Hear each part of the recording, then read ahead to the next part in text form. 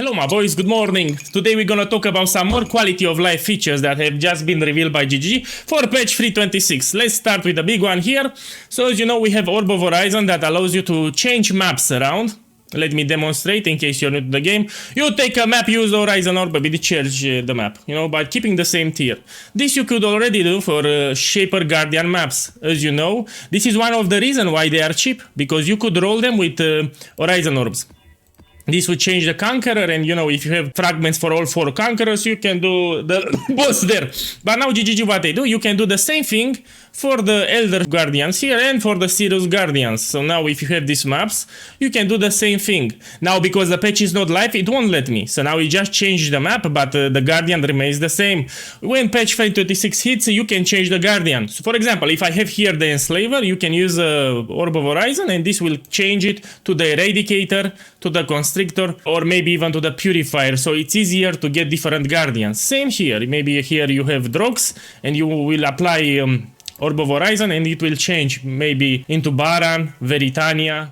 Now this change here is good and useful, but keep in mind that this will make that the maps here will lower slightly in price. So they will be a little more cheaper now because it's easier to find different ones. One of the reasons why these Guardians were cheap was also because people would just use an Orb of Horizon to get their set really fast. So it will affect slightly the price of these fragments. Now Orb of Horizons, this is tied to Harbinger content, and when you're doing Harbingers, you get a lot of Horizon shards, like a lot of them, that you can combine in Orb of Horizons. This is the main reason why Orb of Horizons are cheap. Only on League Start, the first 2 weeks, they are a little more expensive, but they drop fast in price and they are very accessible. If you need Orb of Horizons, you just do Harbinger content and you'll be fine. So my boys, now let's talk about the second big thing that they revealed. It's for the map device. We go here and you can see an extra panel that will be added. Here it's a storage panel that you can put maps, scarabs and fragments. This can be useful. For example, I personally will put the fragments for the field.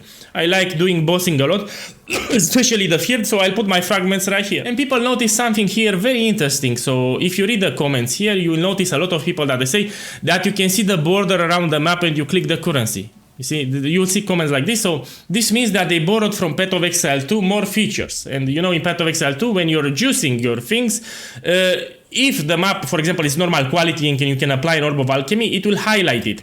The same thing we can see in this video. So it gets highlighted, yeah?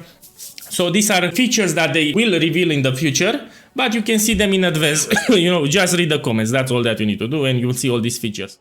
A great way of implementing the Wildwood backpack to core game. Well, this is not actually a Wildwood backpack, because the Wildwood backpack was here, like we have now in Titan in Path of Exile 2, and you could put different items, even weapons, uniques, you name it. Here you're limited. You can just put maps, fragments, and scarabs. Yeah, so it's limited. And there's one more thing that the boys from the comments noticed, is that the Atlas here has some constellation added here to Kirak. It's probable to be speculation, but they think that this will be a system similar to the one that we currently have in Path of Exile 2. There is a big skill tree, the Atlas skill tree here, and to the outside of the Atlas, they'll have different clusters of nodes. This was they're implying, like we have now in Path of Exile 2. I don't know if I would like that. I'm a nerd, I like to do complex things, and putting them separately, it will be straightforward. You take these nodes always, basically it will feel like that. That's why I'm not a fan of that, and I really hope that GGG will not implement that thing. And another thing that I want to discuss here is that this guy here has gold. Gold is tied up mostly to the auction house currency exchange system that we currently having. Once again, boys, I'm sorry about this, I'm sick. So the currency exchange, and this is an indication that it will stay. We have gold here that it's used mostly for the auction house to post your things and to buy things. This is how it is. Also, so my prediction is that the currency exchange will stay most likely, and you also have the black market. These things will stay similar to what we have in Path of Exile 2. Now, because the Setos of Kalgur League, it will migrate to Himalaya, most likely we will not have the mappers. And I'm not sure about the Recombinator, because they said they might add it in the future. So it might come back. But the mappers from King's March, less likely that we'll see them again. Good, we will see. So this was the quality of life spoilers for today. Have a great day, my boy, and good luck. I'm sorry. I'm so sorry. Na na na